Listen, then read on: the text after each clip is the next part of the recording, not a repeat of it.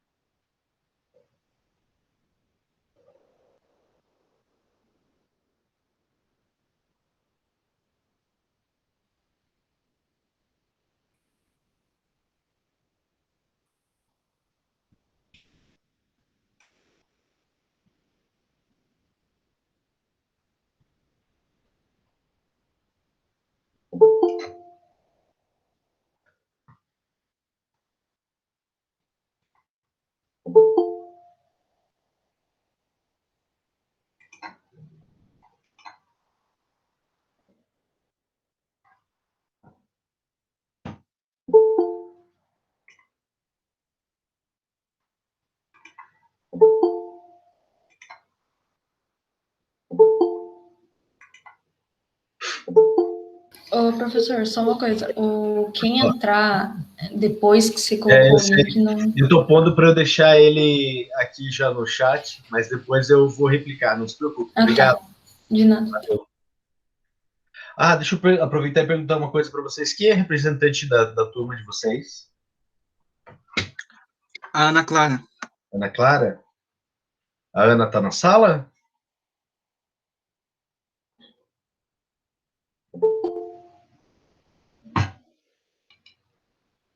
Ana, deixa eu ver. Ela ainda não. Não? Então tá bom. Assim que ela entrar, eu peço para ela. Sara.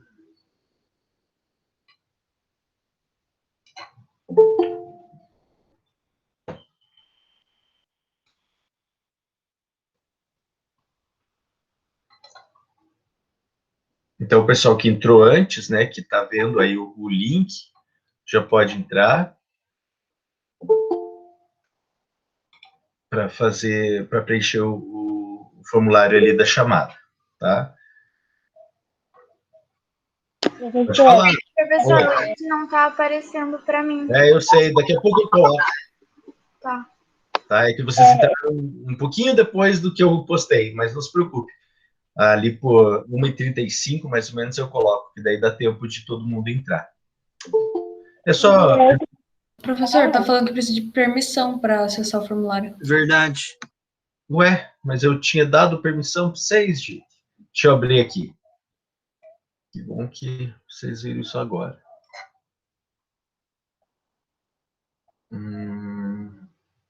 Alimentos, história 3.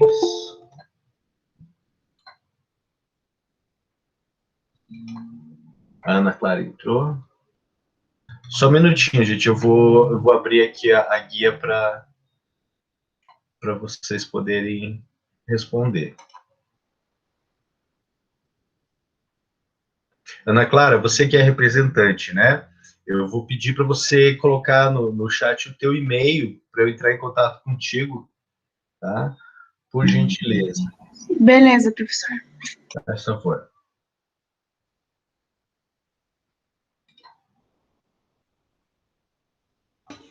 Professor, eu tenho uma dúvida. Pode falar. Você sabe se amanhã a gente vai ter aula normal? Não, amanhã é feriado. Ah, tá. Obrigada. Tá bom?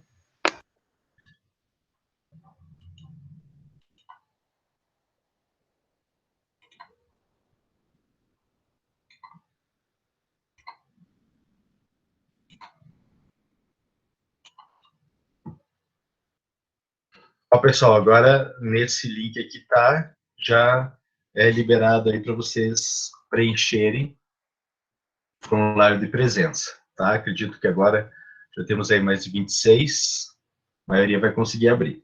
Se der algum probleminha, pessoal, façam isso, tá? Abra o microfone e fale, porque às vezes eu tô, principalmente com a apresentação aqui, eu tô com a fechado, daí eu não vejo quando vocês escrevem alguma coisa. Então pode abrir pode abrir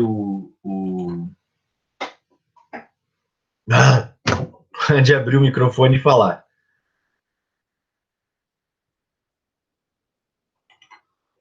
Cadê todos vocês aqui?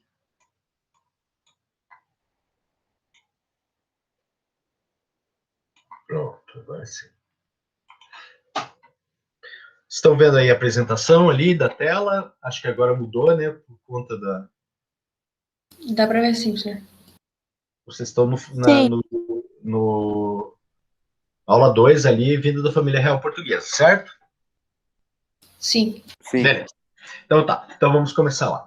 Pessoal, então é o seguinte, a aula passada tinha falado para vocês mais ou menos a situação de Portugal ali no final do século XVIII, né, uma crise econômica, mesmo com todo o ouro do Brasil abastecendo os cofres de Portugal, esse ouro ele era servia mais para pagar as dívidas que Portugal tinha com a Inglaterra. Então mantenham essa imagem, né, desse período, dessa relação que Portugal tem com a Inglaterra, né? Lá nos anos 1700 e bolinhas, eles fazem um tratado comercial chamado Tratado de Methuen, ou Tratado dos Panos e dos Vinhos, em que Portugal se compromete a comprar todos os produtos industrializados, na época era pano, tecido, né, por isso o Tratado dos Panos e dos Vinhos, e a Inglaterra se compromete a comprar os vinhos portugueses. Tá? O que isso vai implicar na economia portuguesa? Isso vai fazer com que todo o produto industrializado, né, Portugal tenha que importar da Inglaterra.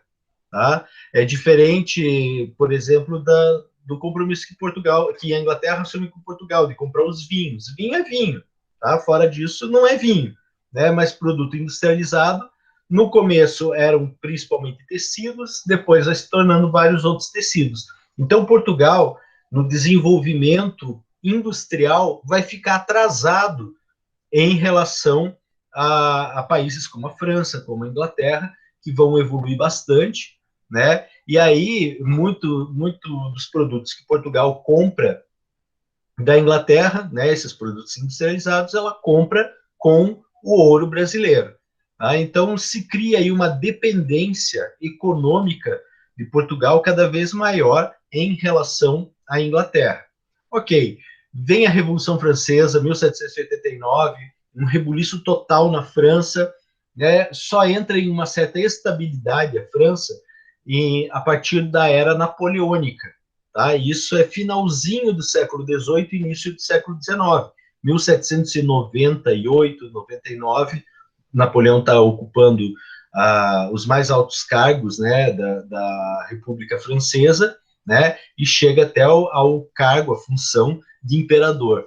E aí Napoleão começa uma política expansionista, né, expandindo os territórios franceses, porque a França também está nessa corrida industrial, né? O grande rival da França, vocês devem lembrar lá das aulas do Thiago, o grande rival da França era a Inglaterra, né? Que a essas alturas já estava super evoluída em relação às questões industriais. Haja vista essa situação que eu falei para vocês, né? Do comprometimento de Portugal, e não era só Portugal, vários outros países, né? Estavam aliados ali à economia inglesa. Tá? E o Napoleão Bonaparte, imperador francês, né, queria acabar com esse monopólio inglês na Europa. E ele aparece aí como uma força, né, que vai bater de frente aos interesses ingleses. E quem estivesse na frente estava sendo engolido. Por exemplo, a Espanha, né, bateu de frente o Napoleão. O que o Napoleão fez? Invadiu a Espanha, destronou o rei, colocou o irmão dele no trono espanhol e foi para cima deles. Isso estava acontecendo meio que geral ali na Europa, porque o exército napoleônico era extremamente forte, extremamente competente. Bom, olhando agora para Portugal, o que estava acontecendo em Portugal? Primeiro que Portugal, o rei havia morrido, a rainha, Dona Maria I, que governava Portugal, estava piradinha das ideias, lelé da cuca, não é à toa que ela é chamada de Dona Maria a Louca, né? Então, na prática, quem estava governando Portugal era o príncipe, né? Por isso o nome príncipe regente, porque ele regia o Império Português, porque a mãe dele não estava em condições, né, de saúde mental para conduzir, para governar Portugal. Então, por isso, ainda a gente não chama ele Dom João VI, porque ele ainda não tinha sido nomeado rei, a mãe dele estava viva. Entramos, então, num período, tanto da história de Portugal quanto da história do Brasil, chamado de período joanino. Tá? Situação do Brasil.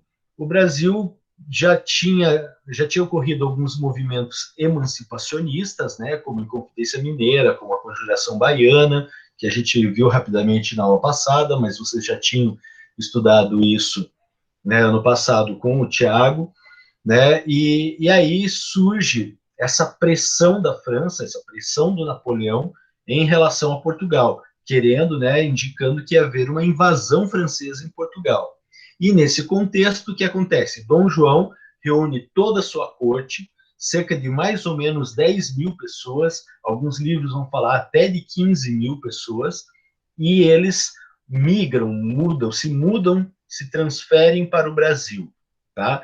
Alguns historiadores vão tratar esse período como uma fuga, a fuga de Dom João, né? Dom João fugiu de Napoleão. Outros autores vão dizer que não, que isso já estava nos planos de Portugal desde o século XVII, de transferir a corte para sua colônia mais rica, que era o Brasil, né? Então, Portugal, como vocês sabem, deve ter em mente ali o mapa, Portugal em território é muito pequenininho, é um país que tem uma área equivalente aí, mais ou menos, ao menor do que o sul do Brasil, né? Então, uma área muito pequena, né, em relação a outros países europeus.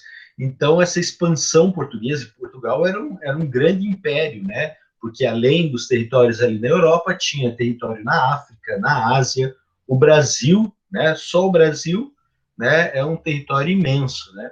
Então havia já esse projeto de transferência da corte, porém nunca se concretizou. Agora havia uma necessidade, né? Porque se o Napoleão entrasse na França, o exército de Napoleão, até aquele momento, nunca tinha perdido nenhuma batalha. Tá? Se o exército francês entrasse em Portugal, né, eles certamente iriam prender, aprisionar o rei, né, na melhor das hipóteses, né, podiam até eliminar toda a família real, né, e eles, então, numa das hipóteses, eles poderiam aprisionar a família real, né, e tomar o poder em Portugal e se apossar de todo o território, de todo o império português, incluindo Brasil, África, Ásia. Tá? E aí, o que Dom João fez? Né? Para alguns foi uma estratégia, para outros foi um ato de covardia. Né? Quem é que vai afirmar uma coisa ou outra? Nós não sabemos, né? Então, depende da linha de interpretação, né, que você conhece, né, que você vai defender. Infelizmente, no Brasil, a gente tem uma tradição de menosprezar a nossa história, né? Transformar tudo em piada, transformar tudo em gozação. Né? Inclusive, tem um filme muito famoso, um filme brasileiro, né, chamado Carlota Joaquina, não sei se algum de vocês já assistiu. Né? Esse filme é bem importante porque ele foi meio que uma retomada do cinema nacional, isso lá pelo ano de 1992, 91, mais ou menos, lançaram esse filme contando essa história da vinda da família real para o Brasil. E eles contam essa história de uma maneira caricata, né, de uma maneira debochada, como se Dom João fosse um pateta, né, Dom João fosse um bobão, né, a Carlota Joaquina, a esposa dele, como se ela fosse uma megera, uma mulher devassa, interesseira, né? Um pouco eles estão certos, né, em relação a isso, tá? Mas de uma maneira geral eles contam a história do Brasil de uma maneira assim muito pejorativa, né? Como se tudo o que acontecesse no Brasil fosse algo assim mal feito ou feito no acaso, enfim, né? Então, nós temos sequelas desse tipo de pensamento até hoje, né? Então, é como se a nossa história não importasse, ela não fosse importante, ela fosse só uma piada, né? E a gente sabe que não é bem assim, embora muitas vezes ela pareça, né, uma piada, ela não é bem assim, tá? Mas alguns fatos aí são importantes para vocês entenderem esse contexto todo. Importante lembrar que esse meio tempo, né, em que está acontecendo a vinda da família real para cá, já se pensa bastante em uma independência, tá? Já se leva em consideração, né, a separação de Portugal. Então, nós temos uma elite brasileira, né, homens ricos do Brasil, né, que gostariam de se emancipar em relação a Portugal. Era o interesse das elites. E as camadas populares? Sinceramente, para as camadas populares, pouca diferença fazia, tá? Porque os projetos de independência, eles não incluíam não estava incluído assim os pobres, os escravos, os indígenas, né? Então pouca diferença prática fazia para esses grupos, tá? Então em 1808, 1807, melhor dizendo, né? Finalzinho do ano, em novembro de 1807, saem essas frotas, vários navios carregando ali cerca de 10 mil nobres portugueses e trazendo eles para o Brasil. É uma viagem que vai durar mais ou menos uns 2 a 3 meses, tá? E tanto que eles chegam aqui no Brasil, em Salvador, em janeiro de 1808, tá? A chegar, foi uma viagem bastante turbulenta, tiveram uma série de problemas de saúde, né? A diarreia que deu na tripulação, então imaginem um monte de nobre, né? Tudo com diarreia nos navios, deu um surto de piolho, tá? A ponto de que o pessoal teve que raspar o cabelo, né? Porque os piolhos estavam tomando conta, né? Até mesmo as mulheres tiveram que raspar o cabelo, né? E aí muitas chegaram aqui no Brasil com um lenço na cabeça, né? O que fez parecer para muitas mulheres aqui do Brasil que isso era moda na Europa, né? Então elas trataram de utilizar também um pano na cabeça, um lenço na cabeça, imaginando que estavam imitando, né, a moda europeia, mas na verdade era um surto de piolho que deu na viagem, né, o que obrigou eles a rasparem seus cabelos, homens e mulheres. Tá? Então, quando eles chegaram aqui, o destino principal não era. Já deixa eu te falar, Elias, Luan. O destino principal não era Salvador, era o Rio de Janeiro. Então, Dom João aporta aqui em Salvador, e na sequência, ele já segue em viagem para o Rio de Janeiro, aonde se estabelece a corte de Dom João. Pode falar, Luan. Professor, uma pergunta meio... Como que eles rasparam o cabelo naquela época? Tinha maquininha de cortar cabelo? Não, navalha mesmo, Luan. Navalha. Entendi. Não tinha maquininha, não. Isso seria uma boa, né? O cara que inventou a maquininha fez sucesso. O meu, por exemplo, é na base da maquininha. Beleza? Então, em 1808, em março de 1808, chega então no Rio de Janeiro a corte de Dom João, o que vai trazer uma série de mudanças, tá, práticas para o Brasil. Tá? O primeiro decreto de Dom João vai ser exatamente a abertura dos portos às nações amigas. Pessoal, se de tudo que eu falar dessa aula de hoje vocês esquecerem, só não esqueçam disso, porque esse é um ponto bem importante. 1808, a abertura dos portos às nações amigas. O que significa isso na prática? O que isso significa para a independência do Brasil? Significa que é o fim, né, até destaquei aqui, é o fim do pacto colonial. Lembram do que era o pacto colonial? O compromisso que a colônia tinha de só comercializar com a sua metrópole, ou seja, o Brasil só podia fazer comércio, comprar e vender coisas de Portugal, dos comerciantes portugueses. Com a abertura dos portos, tá, agora o Brasil podia fazer comércio também com outras nações. Quem são essas nações amigas de Portugal? Leia aí, entre parênteses, a Inglaterra. Tá? Num primeiro momento, né, Dom João assina o Tratado de Aliança e Amizade, né, que estabelece um imposto para os produtos ingleses no Brasil de cerca de 24%. Tá? Você comprou lá um produto que vale 100, vou usar a expressão de hoje, né, R$ 100, tá? Que a Inglaterra vendia por R$ 100, eles vendiam aqui por 124, porque essa era a porcentagem do imposto, tá? Os produtos portugueses eram vendidos com imposto de 16%, tá? Então, valia mais a pena ainda comprar produtos de Portugal e não da Inglaterra. Mas já na sequência, no mesmo ano, Dom João assina o Tratado de Navegação e Comércio, reduzindo o imposto para produtos ingleses para 15%, tá? Ou seja, os produtos ingleses começam a chegar no Brasil, né, com um imposto mais baixo do que os produtos que chegavam de Portugal. Isso fez com que os comerciantes portugueses lá de Portugal ficassem pé da cara com o Dom João. Tá? Os nossos comerciantes brasileiros já estavam pé da cara com todo mundo, né, porque os impostos eram muito altos, tá? E a Inglaterra é a maior beneficiária disso tudo. Então começa a vir produto de tudo quanto é jeito para cá, tá? Produtos que nós precisávamos, produtos que não faziam o menor sentido vir para o Brasil. Então a Inglaterra exportava para o Brasil, por exemplo, cartola. Pense, né? Rio de Janeiro, Salvador, as cidades mais populosas do Brasil, né? Um calor de rachar, o pessoal usando cartola, usando fraque.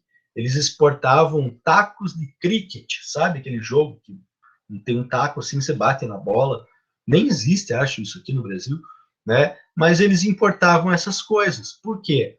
Porque o imposto que a Inglaterra pagava para a coroa portuguesa era muito baixo, né? E os brasileiros, né? Como ainda é meio de hábito nosso, né? Tudo que é importado a gente quer comprar, quer adquirir, né? Então vinha muitos produtos ingleses, até mesmo sem menor necessidade, vinham para o Brasil, tá? Como uma forma de retaliação, né, à França, ao Napoleão, então Dom João tomou algumas atitudes, né, alguns atos, né, para dizer, opa, não mexe com a gente que a gente mexe com vocês, né? Então, né, naquela época, a Guiana Francesa, né, pertencente à França, foi invadida, né, pelas tropas de Dom João, né? Então, como uma forma de retaliação ao Napoleão. O Uruguai, que também era aliado de Napoleão, né, foi invadido pelo Brasil, né, por Dom João, e aí nós tivemos o nosso quarto estado do sul do Brasil. Então, o Uruguai passou a fazer parte do Brasil nesse período. Era a nossa quarta província, né, a província mais ao sul, chamada de Província Cisplatina, né, que vai ficar sob controle português por alguns anos ainda, e depois eles conseguem a independência, criando, então, o Uruguai que nós conhecemos. Tá? Mas, então, são as primeiras medidas ainda ali como um reflexo, né, dessa saída de Portugal, lá de Lisboa, e o estabelecimento da corte aqui no Brasil. Então, várias coisas boas e coisas ruins aconteceram nesse processo, tá? As coisas ruins aconteceram principalmente, por incrível que pareça, para a elite brasileira, tá? Então, como eu já falei para vocês, os impostos eram muito altos, tá? Os produtos nacionais, eles eram vendidos a preços baixos, né, para a Inglaterra, para Portugal, enfim. Então, a nossa elite estava desgostosa com as ações do Dom João. Para piorar, pense, chegou aqui no Rio de Janeiro cerca de 10 mil pessoas. Gente, não tinha hotel, não tinha rede hoteleira no Rio de Janeiro, no Brasil não tinha, né?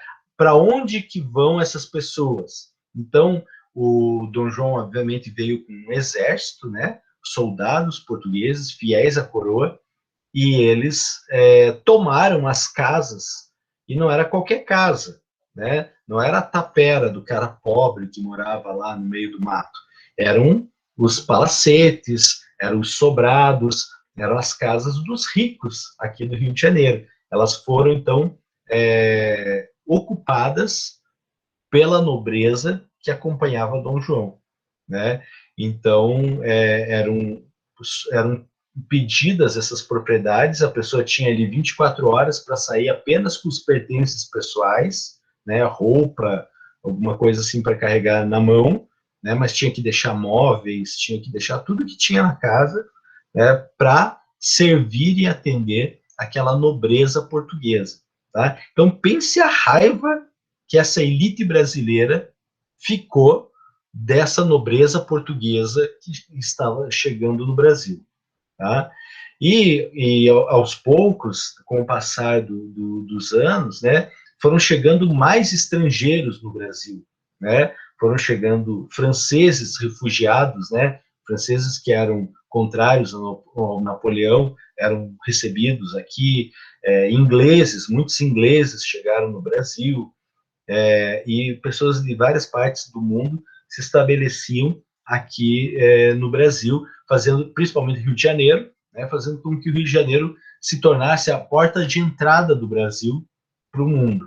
Tá? Até hoje é assim, né? O Rio de Janeiro é o cenário mais conhecido do Brasil em relação ao mundo. O que o mundo conhece de Brasil, né, a maior parte é Rio de Janeiro.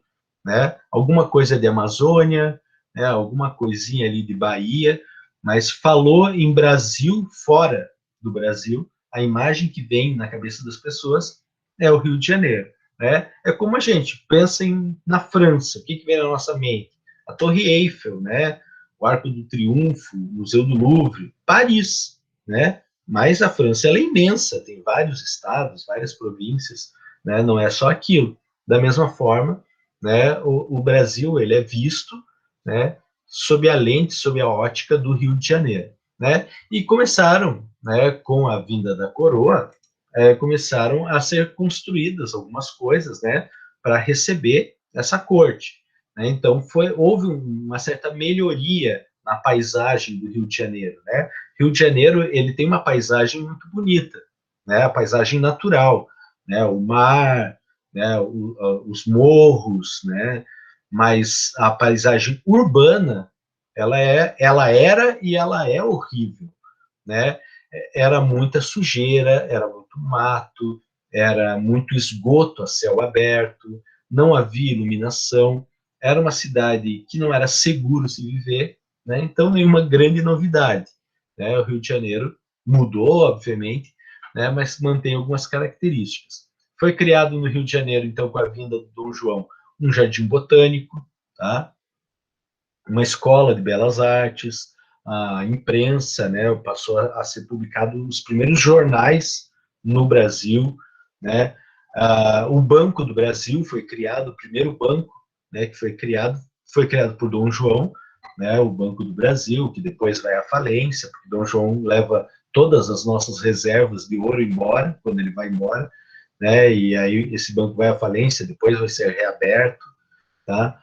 A Biblioteca Nacional, né, Dom João veio, junto com ele, veio uma série de livros, uma biblioteca gigantesca, que num primeiro momento até eles esqueceram em Portugal, depois eles mandaram buscar, né, e aí nasceu a nossa primeira biblioteca no Brasil. Então, veja só, isso é 1808. O Brasil era de Portugal desde 1500, mais de 300 anos levou para a gente ter uma biblioteca, para a gente ter um banco. Né? Então, veja o atraso, né, que o Brasil enfrentava e enfrenta até hoje. Tá? Então, em meio a tudo isso, há uma série de insatisfações se espalhando pelo país. Né? Em Pernambuco, há uma revolução, né? Assim como aconteceu a Conjuração Baiana, a Inconfidência Mineira, em Pernambuco, em 1817, também estourou uma revolução de caráter separatista. Tá? É bem importante vocês lembrarem isso. Vira e mexe acaba perguntando sobre a Revolução Pernambucana de 17, né? Então, eles estavam insatisfeitos com o aumento dos impostos, né? Já havia na região uma seca, né? Em 1816 deu uma seca que estragou toda a agricultura, toda a plantação deles, um ano antes dessa revolução. Ideias que vinham da Europa, ideias de liberdade, igualdade, né? Elas atiçavam, né, movimentos como esse, tá? E aí uma parte da elite de Pernambuco acabou, né, se proclamando um estado separado do Brasil, né? Até anexou outros territórios, como a Paraíba, Rio Grande do Norte, Sergipe, querendo formar uma república em separado. Pediram até o reconhecimento de outros países. Vocês sabem que para um país ser reconhecido, existir, ele precisa, além de tudo, ser reconhecido por outros. Tá? Então, eles pediram reconhecimento dos Estados Unidos, da Inglaterra, mas isso foi negado a eles, tá? E talvez por isso um dos motivos que não vingou muito essa revolução lá em Pernambuco. Outro motivo também é que os grupos revoltosos se dividiram, principalmente em relação à escravidão. Alguns eram favoráveis à escravidão, outros eram favoráveis em abolir a escravidão. Então, desse desentendimento entre as próprias lideranças enfraqueceu o movimento. E aí foi quando Dom João mandou tropas para lá, para a região, e sufocou essa rebelião com uma grande violência. Isso teve um grande impacto. Vejam que eu estou falando de movimentos promovidos principalmente pelas elites brasileiras, pelos homens ricos, né, fazendeiros, donos de áreas com ouro, com diamante, tá, com grandes fazendas de açúcar, algodão, tá? Então, eram situações que levavam a mexer com a política nacional, tá? Uma outra transformação bem importante, bem relevante para vocês gravarem, é a questão de que veio para o Brasil uma missão artística, né, da França. Então, na época, do século XIX, até início do século XX,